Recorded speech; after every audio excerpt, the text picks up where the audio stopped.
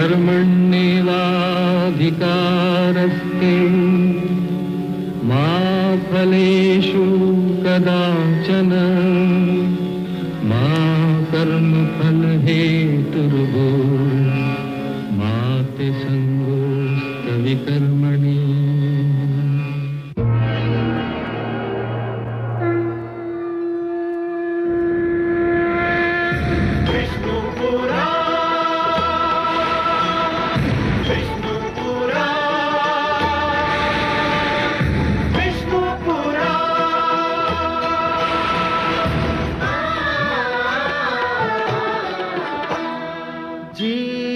ज्ञान ब्रह्म ज्ञान अथ श्री विष्णु पुराण ओम की कथा महान जय श्री विष्णु पुराण विष्णु पुराण विष्णु पुराण विष्णु पुराण प्रगटे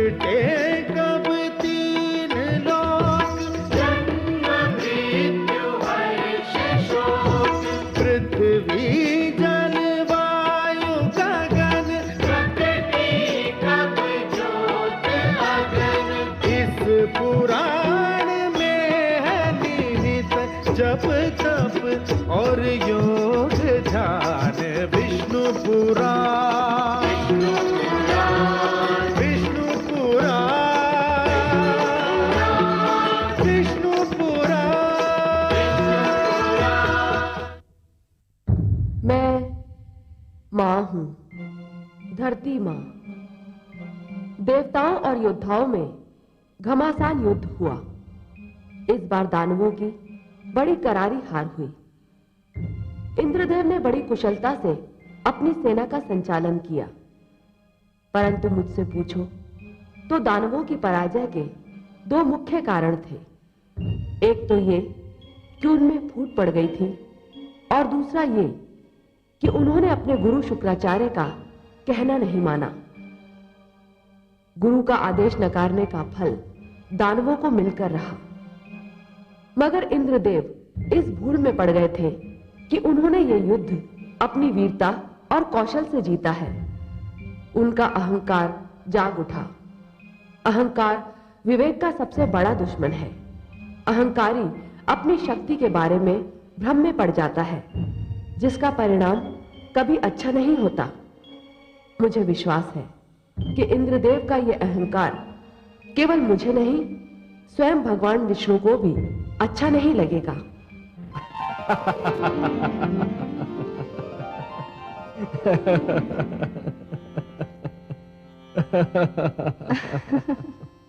मैं आपकी हंसी का भेद पा गई कमल नयन। अच्छा, मैं समझ गई कि आप अपनी हंसी को क्यों नहीं रोक पा रहे हैं। अच्छा तो बताइए तो सही कि हमें हंसी क्यों आई। देवराज इंद्र ने अपने ही मुख से अपने आप को महान कहा, इसलिए। आप ठीक समझी महादेवी। अपने ही मुख से अपने आप को केवल वही लोग महान कहते हैं जिन्हें यह भय होता है कि कदाचित कोई और उन्हें महान नहीं कहेगा। ये तो आत्मविश्वास की कमी का प्रतीक है देवी। सत्य तो ये है कि मुझे भी देवराज इंद्र का ये अभिमान अच्छा नहीं लगा। देवी, अभिमान और घमंड स्वयं से छल करने का दूसरा नाम है। अब सांझ समय शरीर की छाया लंबी हो जाती है। अब कोई मनुष्य यदि छाया की इस लंबाई को शरीर की वास्तविक लंबाई समझ लेगा तो स्वयं से छल ही करेगा ना। हे नाथ, मुझे तो लगता है कि देवराज इंद्र अपनी सफलता पर फूले नहीं समा रहे हैं। देवी, सफलता और समृद्धि को प्राप्त कर लेना उतना कठिन नहीं होता जितना कि उन्हें पचा लेना। अब मान लीजिए कि एक गागर में जल आधा भरा है और दूसरी गागर में जल पूरा भरा है। जिस गागर में जल आधा भरा है वो तो शीघ्र ही लुढ़क जाएगी ना। इसी प्रकार जिनके व्यक्तित्व में हल्कापन होता है वो थोड़ी सी सफलता से भी बहुत अधिक प्रसन्न हो जाते हैं। भारी भरकम व्यक्तित्व वाले लोग सफलता पर ध्यान नहीं देते। वो तो इस पर ध्यान केंद्रित करते हैं कि कहीं सफलता उनका ध्यान अपने लक्ष्य से हटा न दे। सफलता उन्हें अधिक सतर्क बना देती है देवी। पर हे सर्वज्ञाता, क्या विजयश्री ऐसी अप्सरा नहीं जिसे देखकर किसी का भी ध्यान टूट सकता है? नहीं महादेवी, विजयश्री की अप्सरा उनका ध्यान भंग नहीं करा पाती जिनके विवेक के नेत्र खुले रहते हैं, जो विजय के आगे के संकट पर अपनी दृष्टि जमाए रहते हैं। हे कमल नयन, देवराज इंद्र ने कालकेतु जैसे शूरवीर को पराजित किया है। अब इससे बड़ा संकट और क्या हो सकता है? देवी, कालकेतु एक महत्वाकांक्षी और सत्ता का लोभी दानव है। महत्वाकांक्षी और सत्ता का लोभी व्यक्ति बाहर से दिखने में जितना शक्तिशाली होता है, भीतर से उतना ही दुर्बल होता है। और यह तो स्वयं देवराज इंद्र जानते हैं। ऐसे व्यक्ति को पराजित करना कोई कठिन कार्य नहीं होता। परंतु आश्चर्य तो यह है कि विजय के हर्ष में स्वयं देवराज इंद्र गुरु शुक्राचार्य को भूल गए। गुरु शुक्राचार्य, देवेंद्र को यह ज्ञान है कि गुरु शुक्राचार्य एक ऐसे प्रश्न चिन्ह के समान है जो चिंताजनक तो होता ही है, परंतु उसका उत्तर जानना बहुत कठिन होता है। गुरु शुक्राचार्य? हां महादेवी, इस समय मेरा ध्यान केवल उन्हीं पर है। उनकी सोच किसी भी समय एक बहुत बड़ा संकट खड़ा कर सकती है। किंतु वो क्या सोच रहे हैं स्वामी? महादेवी, जिस प्रकार एक धनी जिसका धन चोरी हो जाता है वो अपने धन को सबसे छुपाता फिरता है, उसी प्रकार एक चोट खाया हुआ विद्वान अपनी सोच को सबसे छुपाने का प्रयत्न करता है। गुरु शुक्राचार्य किसी को यह नहीं बताना चाहते कि वो क्या सोच रहे हैं, परंतु वो जो भी सोच रहे हैं वो देवताओं के लिए घातक सिद्ध हो सकता है। तब तो फिर आप ही को देवताओं को आश्रय देना होगा स्वामी। नहीं महादेवी, ऐसी परिस्थिति तो उत्पन्न ही नहीं होनी चाहिए जब किसी को किसी और को आश्रय देना पड़े। अब मैं क्या करूंगा, यह तो इस पर निर्भर है कि गुरु शुक्राचार्य का अगला पग किस ओर उठता है।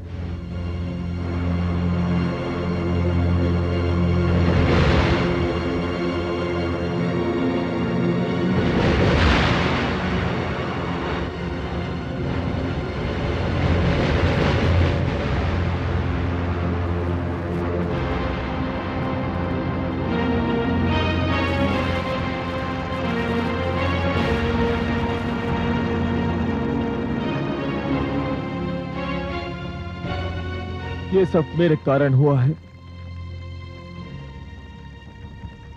मैं ही हूं इस महाविनाश का कारण। मुझे जीवित रहने का कोई अधिकार नहीं, कोई अधिकार नहीं।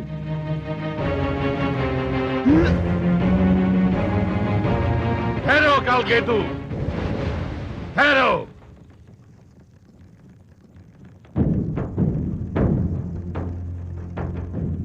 प्रणाम गुरुवर। ये तुम दूसरी मूर्खता करोगे। दानव वीरों के ये शव, धड़ से कटे हुए ये सिर, युद्ध क्षेत्र की धरती पर बहता हुआ ये लहू, ये सब पुकार पुकार कर कह रहे हैं कि तुमने मेरी पहली आज्ञा का पालन न करने का दंड भोगा है। मैंने जब तुम दानवों का गुरु बनना स्वीकार किया था तो तुमसे यह भी वचन लिया था कि तुम देवताओं से उस समय तक युद्ध नहीं करोगे जब तक मैं अनुमति नहीं दूंगा। यदि तुमने अपने वचन का पालन किया होता, यदि तुमने मेरा कहना माना,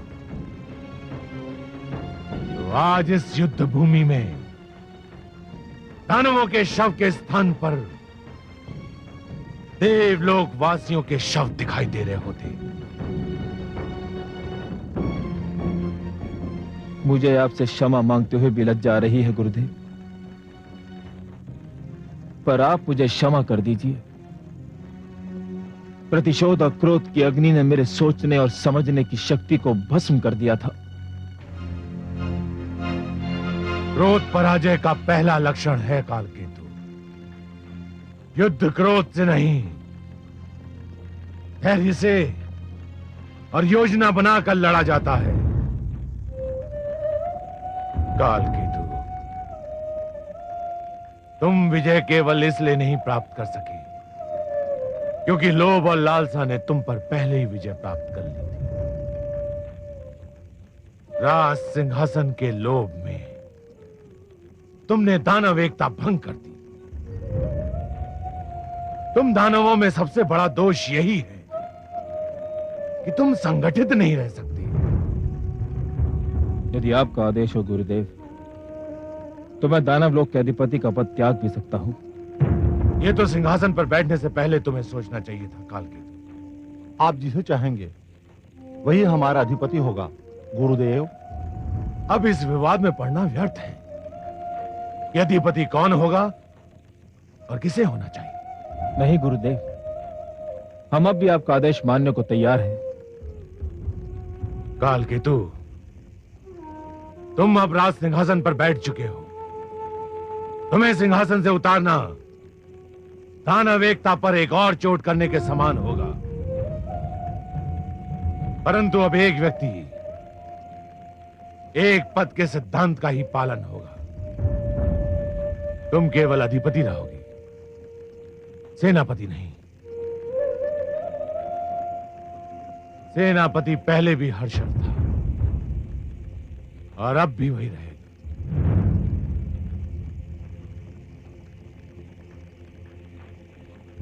जो आज्ञा गुरुदेव। परंतु गुरुदेव, हम परास्त हुए हैं, अपमानित हुए हैं। आपके निर्देशन के बिना हमारा खोया हुआ मान और टूटा हुआ साहस वापस नहीं लौट सकता। आप हमारा मार्गदर्शन कीजिए गुरुदेव। हम एक बार फिर सिर उठाकर जीना चाहते हैं। हम देवताओं को परास्त करना चाहते हैं गुरुदेव। ये तभी संभव है जब मुझे संजीवनी मंत्र प्राप्त हो जाए।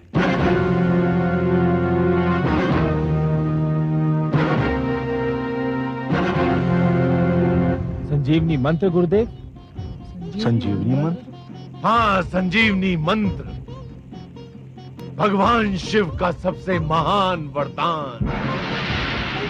यदि वो मंत्र मुझे मिल गया तो तुम किसी युद्ध में नहीं मरोगे। यदि मर गए तो मैं वो मंत्र फूंक कर तुम्हें पुनः जीवित कर दूंगा। गुरु शुक्राचार्य की जय! गुरु शुक्राचार्य की जय! आप धन्य हैं गुरुदेव। इस प्रकार हर युद्ध में देवताओं की संख्या घटती जाएगी और तुम दानवों की संख्या बढ़ती जाएगी। एक दिन ऐसा आएगा, देवता इतने कम रह जाएंगे कि तुम लोग सरलता पूर्वक टहलते हुए देवलोक पहुंच जाओ।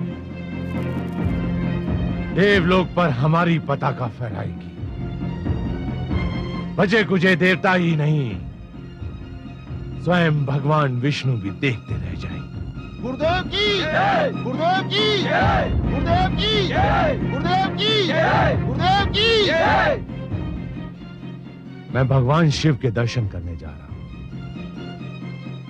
तुम सब उस समय तक कोई उतावलापन नहीं दिखाओगे जब तक मैं लौट ना आऊं। जो आज्ञा गुरुदेव।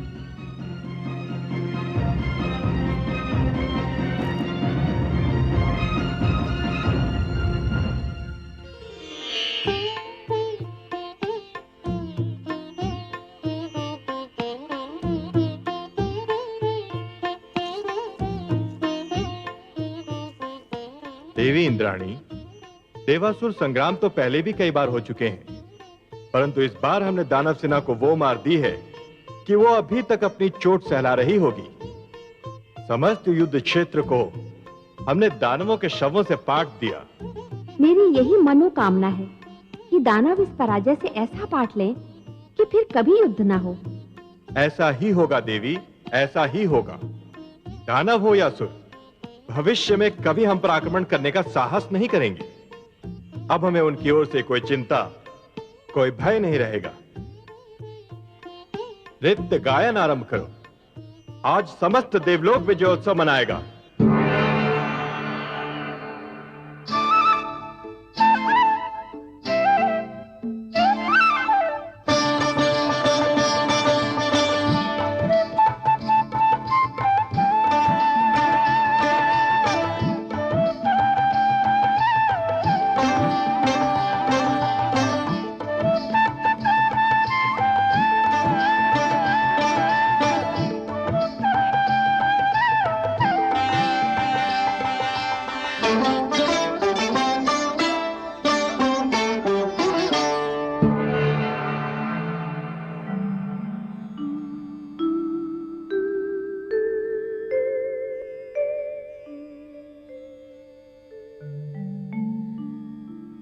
हे नाथ, मैं आपकी सुंदर मुस्कान के हर रंग से परिचित हूँ।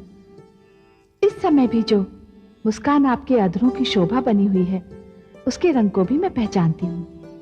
हे देवी, आप हमारी मुस्कान के रंग ही नहीं, हमारे हृदय की सारी धड़कनों को भी जानती हैं, और इसीलिए जान रही हैं कि मैं इंद्रलोक में होने वाले विजयोत्सव को देखकर अपनी मुस्कान को रोक नहीं पा रहा हूं। हाँ कमल नयन, और आपकी मुस्कान से जो चिंता झांक रही है, उसी से मुझे लग रहा है कि अवश्य कोई विशेष घटना घटने वाली है। आपका अनुमान बिल्कुल ठीक है महादेवी। इंद्रलोक में जो निश्चिंतता का वातावरण छाया हुआ है, वो अवश्य ही कोई रंग लाएगा।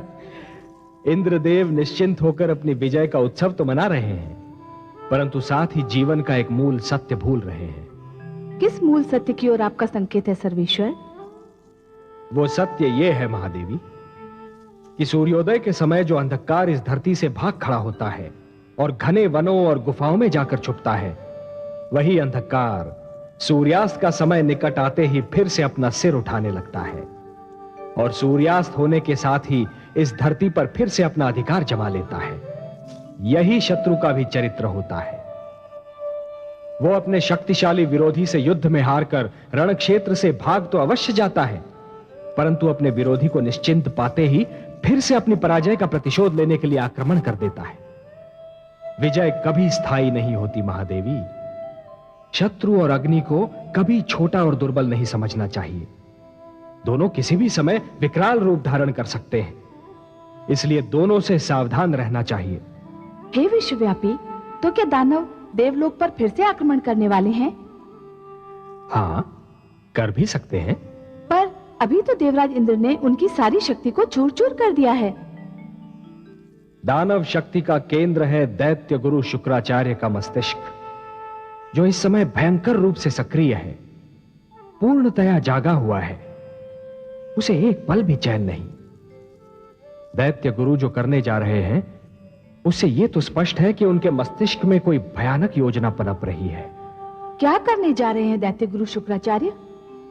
वो भगवान शिव के पास जा रहे हैं संजीवनी मंत्र मांगने, और यदि उनकी योजना के अनुसार भगवान शिव से उन्हें संजीवनी मंत्र मिल गया, तो देवताओं के लिए दानवों को जीत पाना असंभव हो जाएगा। ये तो सचमुच बहुत गंभीर समस्या है। हे देवेश्वर, सब जानते हैं कि भगवान शिव बहुत भोले हैं। कोई भी उनसे कुछ भी मांगे तो वो दे देते हैं।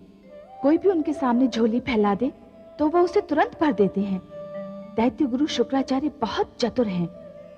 कहीं भोलेनाथ उन्हें ये मंत्र दे न दे।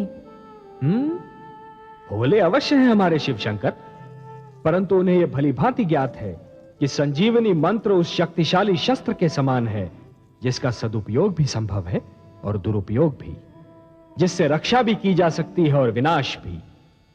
जिस प्रकार एक दीपक प्रकाश भी फैला सकता है और घर को आग भी लगा सकता है, उसी प्रकार संजीवनी मंत्र सत्यवादी को भी जीवन दे सकता है और असत्यवादी को भी। भगवान शिव तो यह भी भली भांति जानते हैं देवी कि मांगने वाले से देने वाले का उत्तरदायित्व कहीं अधिक बड़ा होता है। मांगने वाला तो कुछ भी मांग सकता है, परंतु देने वाले को यह सोच लेना चाहिए कि वो जो दे रहा है और जिसे दे रहा है वो उसके योग्य है भी या नहीं। यदि दैत्य गुरु शुक्राचार्य के लोक कल्याण का अर्थ केवल दानव कल्याण है, तब तो यह एक बहुत बड़े अनर्थ का सूचक है देवी। स्वामी, भगवान शिव ये निर्णय कैसे करेंगे कि दैत्य गुरु शुक्राचार्य संजीवनी मंत्र के योग्य हैं या नहीं? ये तो भगवान शिव का अधिकार है, उनका क्षेत्र है, इसे उन्हीं पर छोड़ दीजिए देवी। हाँ, हमारे भगवान शिव शंकर भोले अवश्य हैं, पर उतने ही बड़े पारखी भी। यदि वो चाहें तो किसी को भी परख लेना उनके लिए एकदम सरल कार्य है। फिर भी क्या ये उचित नहीं होगा कि देवराज इंद्र को दैत्य गुरु की योजना से अवगत करा दिया जाए? कहीं ऐसा ना हो जाए कि देवराज इंद्र विजय उत्सव मनाते रहें और दैत्य गुरु अपने उद्देश्य में सफल हो जाएं।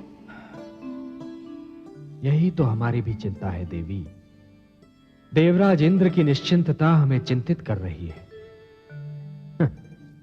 विजय ने उन्हें नीति के मार्ग से हटा दिया है।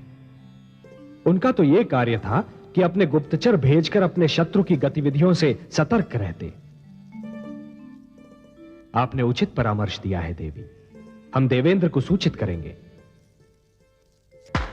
जय विजय। आज्ञा सर्वेश्वर। तुम दोनों इंद्रलोक जाओ और देवेंद्र को सूचना दो कि दैत्य गुरु शुक्राचार्य भगवान शिव शंकर से संजीवनी मंत्र मांगने जा रहे हैं, और यदि यह मंत्र उन्हें मिला तो देवलोक पर संकट आ सकता है। उनसे कहो कि इस समस्या का तुरंत समाधान ढूंढें। जो आज्ञा देवेश्वर।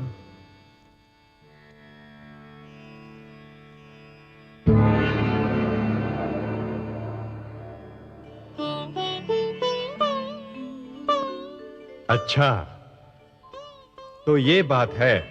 हाँ देवराज, श्री लक्ष्मीपति ने कहा है कि आपको सूचित कर दिया जाए कि दैत्य गुरु शुक्राचार्य भगवान शिव से मिलने जा रहे हैं और देवलोक पर गंभीर संकट के बादल मंडरा रहे हैं। कह देना श्री विष्णु भगवान से कि हमें सूचना देने के लिए धन्यवाद। वो चिंता ना करें, ऐसा कुछ नहीं होगा। इससे पहले कि दैत्य गुरु शुक्राचार्य भगवान शिव के पास पहुंचे, हम स्वयं उनके पास पहुंच जाएंगे। भगवान शिव पर हमारा अधिकार अधिक है। हम दैत्य गुरु शुक्राचार्य की चाल को असफल कर देंगे। जो आज्ञा देवराज।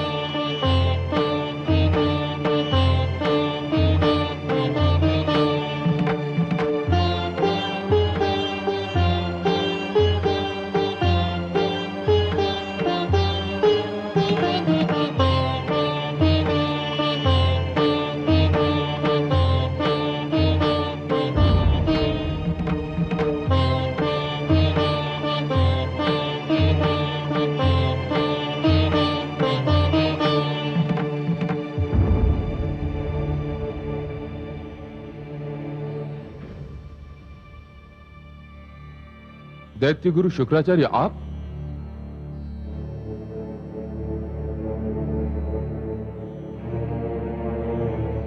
हे महादेव, मैं एक याचना लेकर आपके चरणों में उपस्थित हूं। हे शिव शंकर, मैं भी आपके निकट खड़ा हूं। देवराज आप? मैं तो दैत्य गुरु शुक्राचार्य से पहले ही यहां आ गया था। क्षमा करें देवराज, आप मेरे निकट नहीं, मेरे पीछे खड़े थे। मेरे 3 नेत्र अवश्य हैं, किंतु तीनों नेत्र मेरे मुख पर हैं। एक भी नेत्र मेरे सिर के पीछे नहीं है। इसी कारण मेरी दृष्टि आप पर नहीं पड़ी। नहीं तो मैं सबसे पहले आपका अभिनंदन करता, अतिथि की भांति आपका स्वागत करता। मैं अतिथि बनकर नहीं, याचक बनकर यहां आया हूं। याचक तो विनम्रता की मूर्ति होता है देवराज, परंतु मैं विवश हूं। दैत्य गुरु शुक्राचार्य पर मेरी दृष्टि भी पहले पड़ी और अपने याचक बनकर आने की सूचना भी उन्होंने पहले दी, इसलिए उन्हीं के निवेदन को पहला अवसर दिया जाएगा।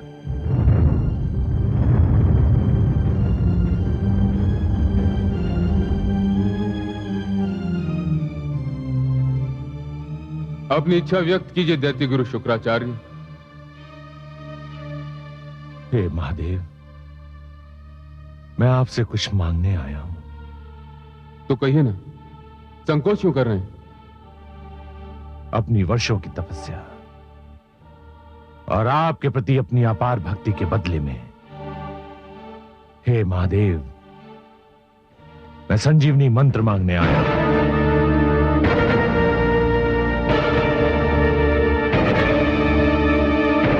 हे शिव शंकर, यही मंत्र तो मैं भी मांगने आया हूं आपसे। आप दोनों ने एक ही मंत्र मांगा है। मेरे लिए आप दोनों महान हैं। आप देवताओं के राजा हैं। दैत्य गुरु शुक्राचार्य महान विद्वान हैं। सत्य पूछिए तो आप दोनों ही संजीवनी मंत्र के सुपात्र हैं। आप दोनों ही इसे प्राप्त करने के योग्य हैं। परंतु संजीवनी मंत्र एक कल्प में एक ही बार किसी एक ही को दिया जा सकता है। यह महाशक्तिशाली मंत्र है, इसलिए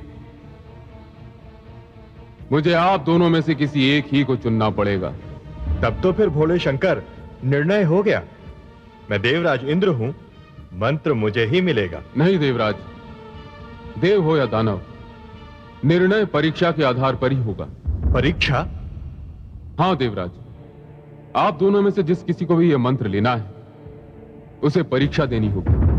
मैं किसी भी परीक्षा के लिए प्रस्तुत हूं महादेव। और आप देवराज? मैं परीक्षा के विषय में जानकारी चाहूंगा शिव शंकर। परीक्षा परीक्षक की इच्छा पर निर्भर करती है देवराज, परीक्षा देने वाले की इच्छा पर नहीं। परीक्षा क्या होगी, कैसी होगी, इसका निर्णय तो केवल परीक्षक करता है। फिर भी आपने जानकारी चाही है तो जान लें। मैं संजीवनी मंत्र उसी को दूंगा जो 1 वर्ष तक धरती के 365 दिन वृक्ष से उल्टा लटक कर, जल और अन्न त्याग कर,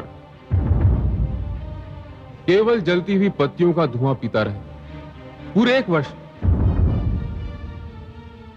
आपको स्वीकार है देवराज? और आपको दैत्य गुरु? हे महादेव, मुझे इसकी चिंता नहीं है कि परीक्षा कितनी लंबी और कितनी कठिन हो। मेरी रुचि केवल इसमें है कि परीक्षा कब आरंभ करनी। आप केवल मुझे यह बताने की कृपा करें कि अनुष्ठान के क्षण और किस समय आरंभ करना होगा। यह जान लीजिए दैत्य गुरु शुक्राचार्य, इस अनुष्ठान में आपके प्राण भी जा सकते हैं। मैं आचार्य हूं भोलेनाथ, और जो आचार्य अपने आचरण का पालन नहीं करता, उसे आचार्य बनने का कोई अधिकार नहीं। मैं संजीवनी मंत्र लोक कल्याण के लिए मांग रहा हूं, और यदि लोक कल्याण के लिए मेरे प्राण भी जाते हैं तो मुझे कोई चिंता नहीं। हे महादेव, आप अनुष्ठान की तिथि और समय निर्धारित कीजिए। यह अनुष्ठान आपको सोमवती अमावस्या की रात्रि को आरंभ करना होगा। रात्रि आरंभ होते ही आपको वृक्ष से उल्टा लटक जाना होगा और अगले वर्ष की सोमवती अमावस्या की रात्रि तक नीचे रखी पत्तियों को जलाकर उसके धुएं को निरंतर पीते रहना होगा। और इस अनुष्ठान के समय आपको मौन भी धारण करना होगा। यह अनुष्ठान पूर्ण होने तक आपके चारों ओर कुछ भी घट रहा हो, आपके मुख से एक शब्द ही नहीं निकलना चाहिए। हे शिव शंकर, पातु मां, आज्ञा दे महादेव।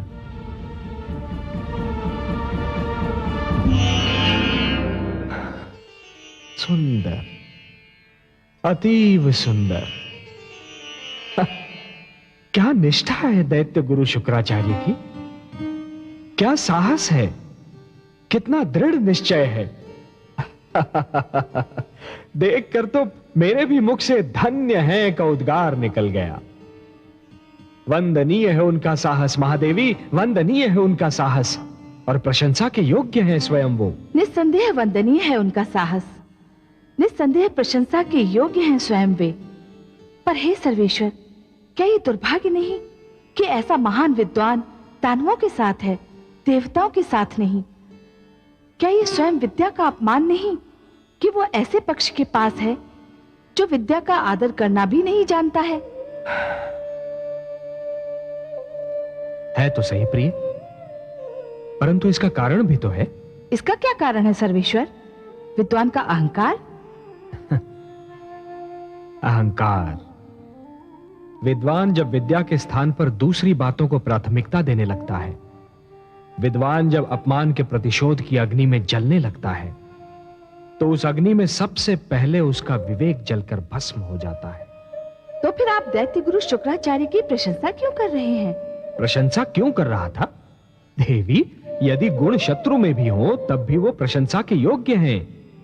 अग्नि तो किसी भी वस्तु को जलाकर भस्म कर देती है, परंतु क्या अग्नि के ताप की महत्ता से मुख मोड़ा जा सकता है? परंतु देवराज इंद्र ने आज मुझे बहुत निराश किया। परीक्षा का नाम सुनते ही वे भयभीत हो गए। मुझे उनसे ऐसी आशा न थी। देवराज परीक्षा की कठोरता से भयभीत थे महादेवी, और दैत्य गुरु के उद्देश्य ने उन्हें निर्भय बना दिया था। इसीलिए मैं कहता हूं देवी कि प्रत्येक मनुष्य के सम्मुख जीवन में कोई ना कोई उद्देश्य अवश्य होना चाहिए। देवराज इंद्र अपने नंदनवन में मग्न है, और दैत्य गुरु के सम्मुख एक उद्देश्य है। हाँ, यह और बात है कि उनका उद्देश्य विनाशकारी है। हमारे देवराज संभवतः यह सोच रहे हैं कि इस कठिन परीक्षा को झेलने का सामर्थ्य यदि उनमें नहीं है, तो गुरु शुक्राचार्य भी उसे नहीं झेल पाएंगे। यह देवेंद्र का भ्रम है। वो शुक्राचार्य की निष्ठा से पूर्णतया परिचित नहीं है। माते, माते, माते,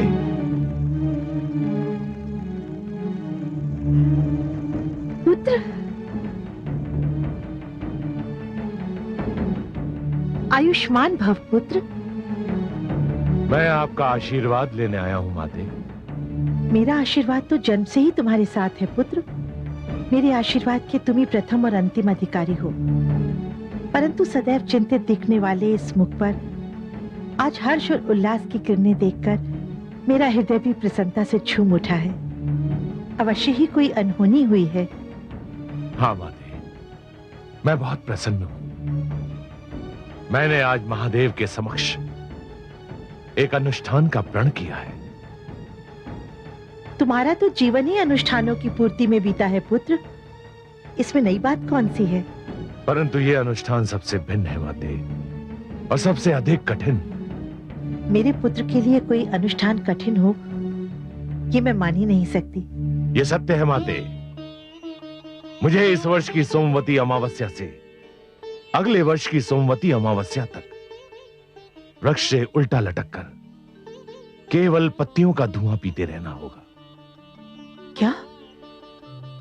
परंतु इतने कठिन अनुष्ठान का प्रण लेने की तुम्हें क्या आवश्यकता थी पुत्र? मुझे संजीवनी मंत्र चाहिए माते, और महादेव ने कहा है कि संजीवनी मंत्र प्राप्त करने के लिए अनुष्ठान मुझे इसी प्रकार पूरा करना होगा। परंतु पुत्र, तुम्हें संजीवनी मंत्र क्यों चाहिए? अपने दैत्य शिष्यों को जीवन दान देने के लिए, उन्हें मृत्यु से बचाने के लिए, देवताओं को पराजित करने के लिए, और अपने अपमान का प्रतिशोध लेने के लिए। मैंने तुम्हें आज तक कोई कार्य करने से नहीं रोका पुत्र, पर एक बात का ध्यान रखना। शत्रु को पराजित करने के लिए चरित्रहीन तत्वों से मेलजोल कोई लाभदायक नीति नहीं होती। फिर भी तुमने यदि अपने शिष्यों का कल्याण करने की ठान ही ली है, तो मैं तुम्हें गुरु धर्म निभाने का आशीर्वाद देती हूँ। मुझे गर्व है कि मेरे पुत्र ने जिस अनुष्ठान की ठानी है वो इतिहास में अपने आप में एक उदाहरण है। ऐसे अभियान की बात मेरे पुत्र के सिवा ना तो किसी ने सोची है और ना कोई सोच सकता है। मुझे अपनी माता से यही आशा थी कि वो मेरे सिर को अपने आशीर्वाद की छांव से अवश्य ढक लेंगी। मुझे गर्व है कि मैं ऐसे पुत्र की मां हूं जिसके जीवन का एक ही उद्देश्य रहा है, असंभव को संभव बनाना। मेरे साथ मेरी माता का आशीर्वाद रहा है, इसीलिए असंभव को संभव बनाने में मैं समर्थ रहा। अब मुझे आपका आशीष मिल गया, तो इस अनुष्ठान को भी संभव बनाकर दिखा दूंगा। यशस्वी भव पुत्र। आज्ञा दे माते।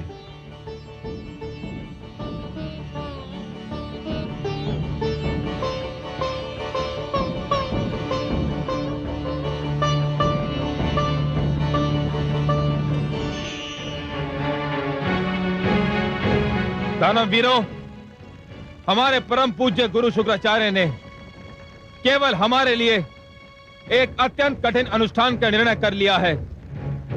हम उनको इस अनुष्ठान से रोकना चाहते हैं। हम इतने स्वार्थी नहीं हैं कि शक्ति और बल प्राप्त करने के लिए अपने महान विद्वान की बलि चढ़ा दें। इस अनुष्ठान में उनके प्राण जाने का भय है। हम उन्हें इस अनुष्ठान को करने से रोकेंगे। यदि हम सबने मिलकर उनके सामने इच्छा प्रकट की और उनसे इस अनुष्ठान को स्थगित करने की विनती की, तो वो अवश्य ही हमारी इस बात को मान जाएंगे।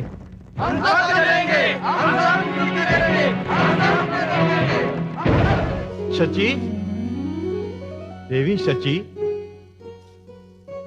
शची, कहाँ हैं आप?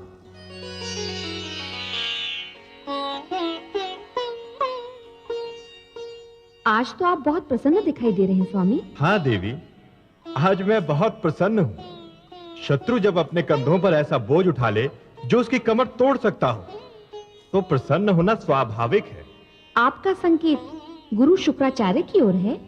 हाँ, मेरा संकेत उन्हीं की ओर है। गुरु शुक्राचार्य ने हमसे शत्रुता की धुन में एक ऐसी तपस्या स्वीकार कर ली है जो एक वर्ष तो क्या, एक सप्ताह में ही उनके प्राण लेकर छोड़ेगी। आप तो जानती हैं, यदि हमारे और दैत्यों के बीच से गुरु शुक्राचार्य निकल जाएं, तो हम दैत्यों को चुटकियों में मसल कर रख सकते हैं। और यदि गुरु शुक्राचार्य अपने इस अनुष्ठान में सफल हो गए तो? देवी, पूरे एक वर्ष तक वृक्ष से उल्टा लटक कर केवल धुआं पीना किसी प्राणी के लिए संभव नहीं। मुझे तो यह लगता है कि भगवान शिव ने इस तपस्या का सुझाव इसलिए दिया है कि वो गुरु शुक्राचार्य को संजीवनी मंत्र देना नहीं चाहते। गुरु शुक्राचार्य इस तपस्या के भेंट चढ़ जाएंगे और संजीवनी मंत्र भगवान शिव के पास ही रहेगा। गंधर्वराज चित्ररथ, मलय केतु, आज्ञा देवराज। तुम दोनों शीघ्र वहां पहुंचो जहां दैत्य गुरु शुक्राचार्य ने अपना अनुष्ठान आरंभ करने का निर्णय किया है, और जैसे ही उनकी तपस्या भंग हो या उनके प्राण जाए, वैसे ही आकर हमें सूचित करो। जो आज्ञा देवराज।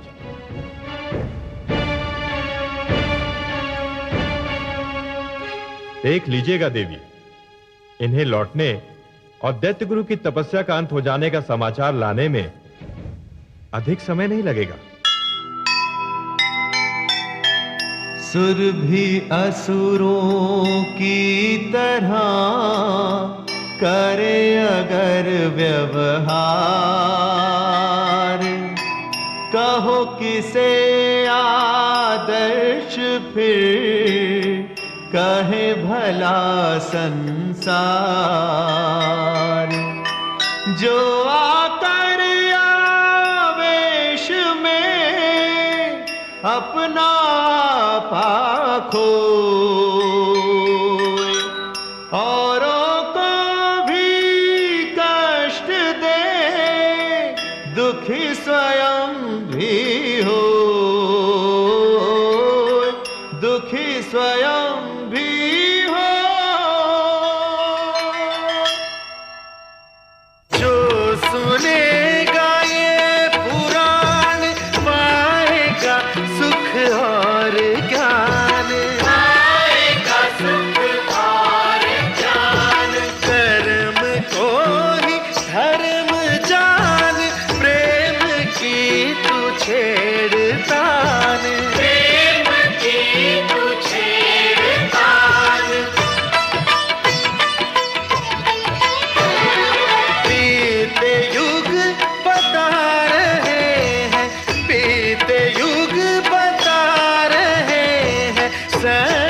पथ पे चल सुजान विष्णु पुराण।